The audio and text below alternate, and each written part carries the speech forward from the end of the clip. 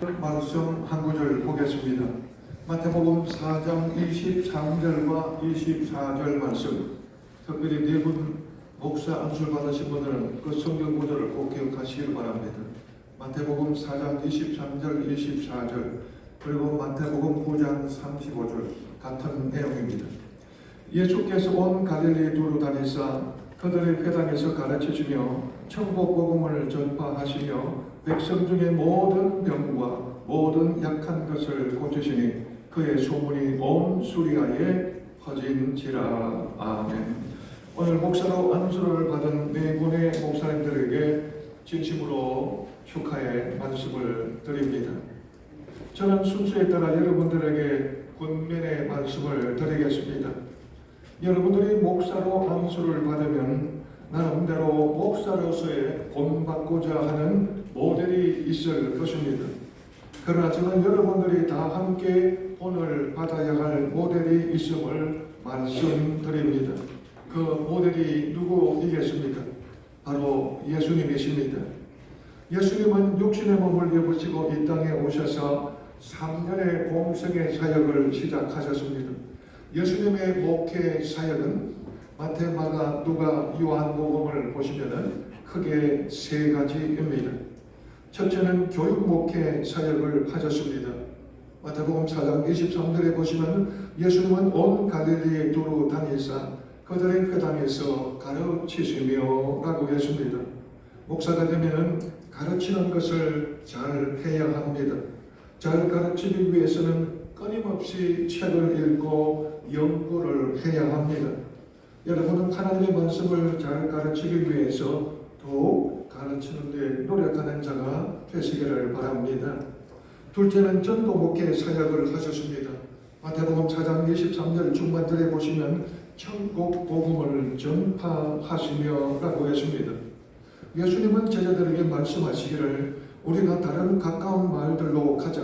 거기서도 전도하리니 내가 이를 위하여 왔노라 말씀하셨습니다.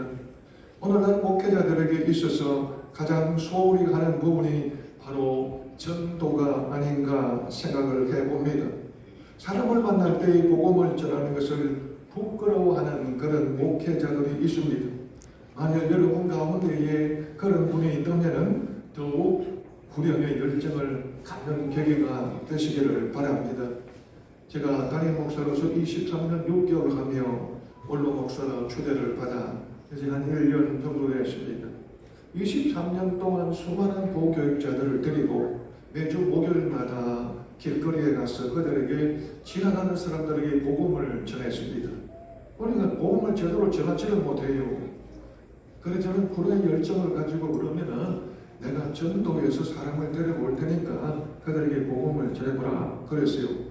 지나가는 사람에게 전도지를 주고 그 다음에 커피를 주고 가고 맛있는 걸 주고 가고 그렇게 모시고 와서 복역자들이 있는 자리에 앉힙니다. 앉혀서 복음을 전하라고 하는데 제가 가만히 들어보니까 제대로 복음을 전하지를 못해요. 너무너무 안타까운 겁니다. 심지어 미국에서 6년 동안 그리고 유학을 갔다 오는 그런 지식이 있는데 전도하니까 전도를 못해요. 그래서 담임 목사가 되었을 때 그분이 담임 목사로 간지 지금 몇 년 됐는데 저한테 이야기를 목사님 감사합니다. 제가 전도에 대해서는 그렇게 신경을 안 썼는데 막상 담임 목사가 되어보니 이 전도가 얼마나 중요한 것인가를 깊이 깨닫게 되었다. 그렇게 말하는 것을 보았습니다. 여러분들 목회자는 전도하면 됩니까? 예수님께는 분명히 내가 이를 위하여 왔노라. 전도를 위하여 만나라고 분명히 말씀을 하셨습니다. 셋째, 치유 목회 사역을 하셨습니다. 마태복음 4장 23절 하반절에 보시면 백성 중에 모든 병과 약한 것을 고치시니라고 했습니다. 예수님은 두 가지 면에서 치유 사역을 하셨는데 하나는 영혼을 치유하는 사역을 하셨고 또 다른 하나는 육신의 질병을 치유하는 사역을 하셨습니다. 영혼을 치유하는 것은 귀신 들린 자를 내어쫓는 것을 볼 수 있지 않습니까? 머리끝부터 발끝까지 육신이 어떤 병에 걸렸을지라도 예수님께서 그들을 치료하신 것을 볼 수가 있습니다. 여러분 구약에도 많은 치유의 역사가 일어났죠. 예수님께서도 많은 치유 역사를 하셨죠. 구약과 신약에 있어서 치유에 있어서 한 가지 다른 점이 있습니다. 그건 뭘까요? 구약 성경을 보면은 맹인을 치유했다는 내용은 없습니다. 그 예수님께서 맹인을 치유하셨습니다. 왜 그런 모습이 있을까요? 그것은 바로 예수님이 메시아이고 구원자이신 것을 드러내시기 위한 것입니다. 오늘 예전에 참석한 여러분들도 마찬가지입니다. 여러분 영혼과 욕심을 치유하는 목회 사역에 최선을 다하시기 바랍니다. 사랑하는 네 분의 목사 여러분, 예수님처럼 사역을 잘 하려면은 내 지식과 내 능력으로는 할 수가 없습니다. 예수님이 3대 사역을 잘하게 된 이유가 뭘까요? 저도 목회를 하면서 예수님께서 3대 사역을 잘하는 그 목회의 동기가 무엇인가 성경을 연구하는 가운데에서 사도행전 10장 38절 말씀 보니까 거기에서 눈이 번쩍 뜨이더라고요. 네. 사도행전 10장 38절을 보니까 하나님이 나사렛 예수에게 성령과 능력을 기름 붓듯 하셨으니 그가 도로 다니시며 선한 일을 행하시고 마귀에 눌린 모든 사람을 고치셨으니 이는 하나님이 함께 하셨습니다. 이 말은 하나님이 나사렛 예수에게 성령과 능력을 기름 붓듯 하셨기 때문에 이 세 가지 사역을 잘 감당하셨다는 것입니다. 여러분들도 하나님께서 성령과 능력을 기름 붓듯이 부어주시기를 원합니다. 조금 전에 노예자 목사님이 안수기도 하실 때 성령 강조하지 않았습니까? 여러분 성령 누구에게 줍니까? 사모하는 자에게 줍니다. 목회자로서 성령을 사모할 때에 하나님께서 성령을 기름 붓듯이 부어주실 것입니다. 하나님께서 능력을 기름 붓듯이 부어주실 것입니다. 여러분 사도 바울을 보십시오.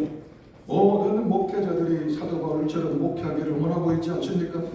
그러면 사도 바울이 누굴로 모델로 삼았기 때문에 이처럼 훌륭한 목회자가 되었을까요? 바로 예수님을 모델로 삼았기 때문에 그렇습니다. 그는 말하기를 고린도전서 11장 1절 말씀에 여러분들이 잘 아는 구절이죠. 내가 그리스도를 본받는 자가 된 것 같이 너희는 나를 본받는 자가 되라 말씀했습니다. 오늘 목사 안수를 받는 네 분의 목사님들도 사도 바울처럼 예수님의 목회 사역을 모델로 삼아서 하나님과 사람들에게 칭찬을 받는 그런 목사가 되시기를 바랍니다. 저는 부목사로 있다가 한 교회에서 23년 6개월 동안 하고 은퇴를 하고 원로 목사로 추대를 받았습니다. 30년 전에 목사 안수를 받아 지금까지 삶을 돌아볼 때에 여러분 최고는 되질 못했어요. 그래서 저는 최선을 다했다 그렇게 생각을 합니다. 저는 제 삶을 돌아볼 때 저는 후회함이 없습니다. 하나님 앞에 감사한 것밖에 없습니다. 여러분은 목사를 안수 받았습니다. 앞으로 인생의 마지막에 가서 어떤 생각을 가지기를 원합니까? 어떤 고백을 갖기를 원합니까? 하나님과 사람들에게 칭찬을 받는 목사가 되시기를 간절히 바라는 마음에서 여러분들에게 권면의 말씀을 드렸습니다.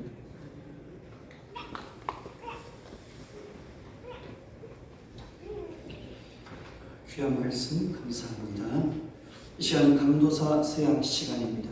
호명할 때 그 자리에서 일어서 주시기 바랍니다. 황무진 씨. 제가 묻는 말이에요.